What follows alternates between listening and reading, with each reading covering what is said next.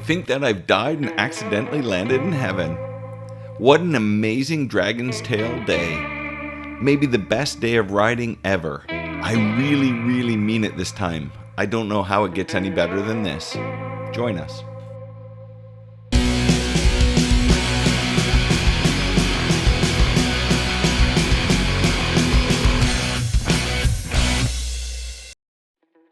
Welcome to day 7 of our Tail of the Dragon tour.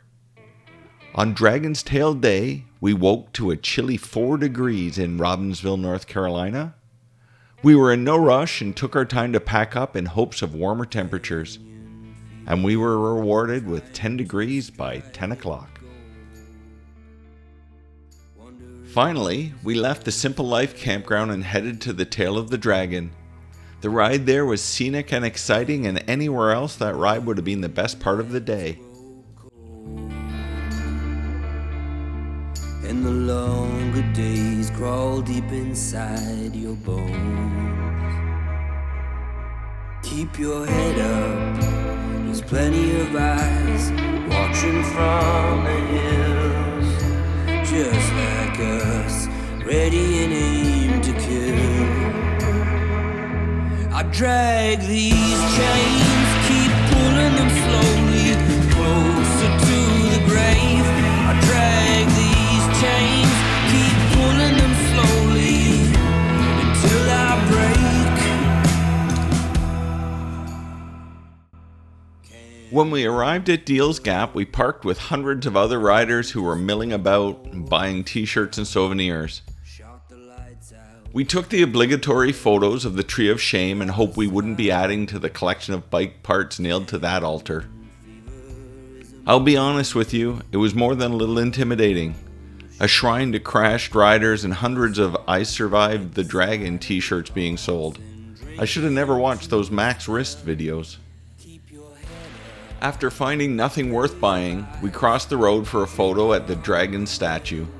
But there was a lineup of loud and annoying Harley Davidsons waiting, so we skipped that tradition and got on with the ride. The road lived up to its notoriety. 318 curves in 11 miles. Some of the Dragon's sharpest curves have names like Copperhead Corner, Wheelie Hell, Gravity Cavity, Beginner's End, and Breaker Bus Bend. Seeing ghosts everywhere I turn, all the lessons I never learned, my regrets coming back to life, dragged from the shadows of my mind. Like seeing ghosts, it's the good times that haunt me the most. Like seeing ghosts,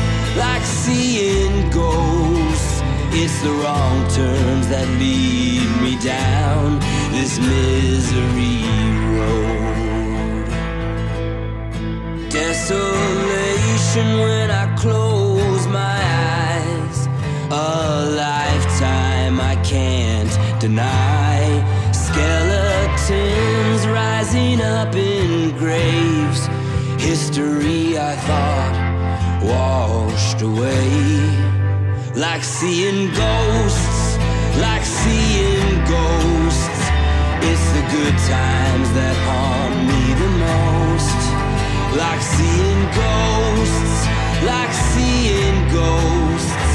it's the wrong turns that lead me down this misery road.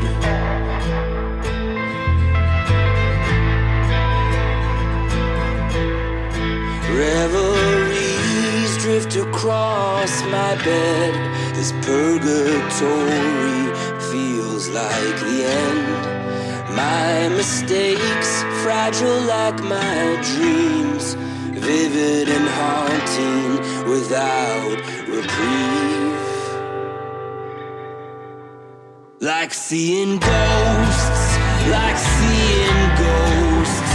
it's the good times that haunt me the most. Like seeing ghosts, it's the wrong turn. The tail was remarkably technical.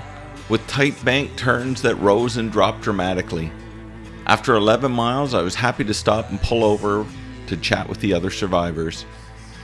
It was a lot of fun and a bit of hard work, and although I was thrilled to have ridden the trail, I was also happy to have finished it. Admittedly, I was looking forward to getting back to cruising. Be warned, the spot where everyone pulls over to chat is not the end of the twisties. When we got going again, the next 3 miles were just as beautiful and just as challenging. I'm not trying to go against you. Actually, I'm going with you. Gotta get up out of here and you ain't leaving me behind. I know you won't, cause we share common interests. You need me, there ain't no leaving me behind. Never know, no, I just want out of here. Yeah, once I'm gone, ain't no going back. If you want, we could be.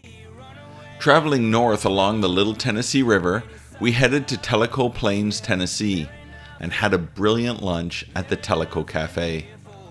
This restaurant came highly recommended by other riders, and I recommend it to you. I had their specialty, the cornmeal coated catfish, and it was remarkably good. With a recommendation from our server, I paired my meal with another house special, the blackcurrant iced tea. So yummy. Fully fed, we headed up the Cherokee Skyway. This is a remarkable road and seems to have been designed for no other reason than to ride your motorcycle on. The Skyway was completed in 1996 for $100 million and runs from Teleco Plains to Robbinsville.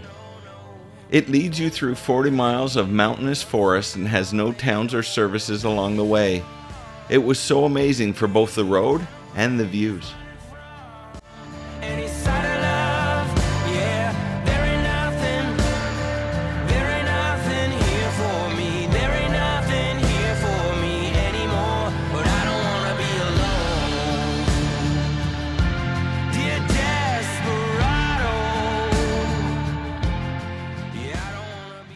With the circular route completed in Robbinsville, we headed to Cherokee, North Carolina and bought groceries for dinner.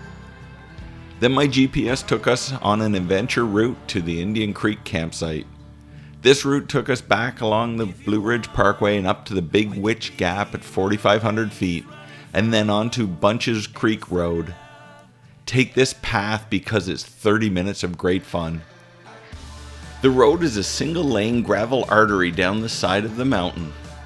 It was an exhilarating 5 miles of steep dirt with sheer cliffs on the edge of the road. It was so steep that there were several tight switchbacks and the boys were questioning my navigation choice. Finally, we reached the campground and they were closed.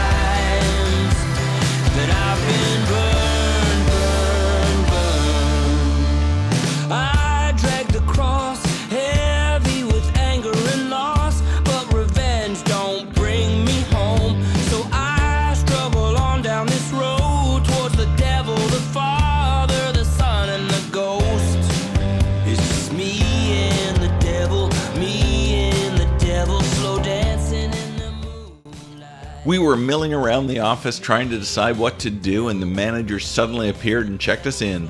What a great guy. He told us that there was an easier paved route to get there, and Muzzy is committed on taking that out tomorrow. We picked out the campsite. I got the fire going while Muzzy went up to the laundry room to wash a load of our clothes, and Spike managed to find the Leaf game on his phone. We watched that tragedy while cooking dinner over the fire. What an incredible Dragon's Tail day. I might be in heaven. Good night from Cherokee, North Carolina. I love you all, but I'm starting to question my love of the Leafs. Go forth with an open mind, and most importantly, an open heart. And remember, self-care is not selfish.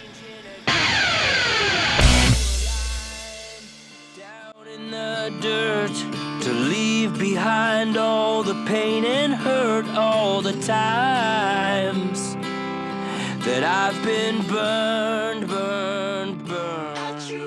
I drew a line.